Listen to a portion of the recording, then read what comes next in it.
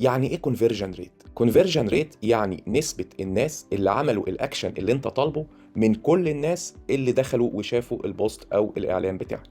بمعنى ان انت لو عندك 1000 واحد دخلوا على الموقع بتاعك، منهم 50 حد اشترك في العرض اللي انت عامله او اشترى المنتج بتاعك، يبقى هنا الكونفرجن ريت بتاعك 5%، لان 50 واحد من 1000 واحد هم اللي عملوا الاكشن المطلوب، وبالتالي الكونفرجن ريت هنا هيبقى 5%. كلما زاد طبعا الكونفرجن ريت ده معناها ان حملتك الاعلانيه كانت ناجحه جدا، وبالتالي مهم جدا ان احنا نساعد الكاستمر او نساعد الحمله الاعلانيه اصلا انها تحقق نجاحها، باننا نحسن سرعه الموقع، نحدد بالتحديد احنا محتاجين ايه من الكاستمر عشان لو عملوا يبقى هنا الحمله الاعلانيه ناجحه. يبقى في طلب واضح ومحدد. كل الحاجات دي هتخلي الكونفرجن ريت عالي، وبالتالي حملتك الاعلانيه انجح.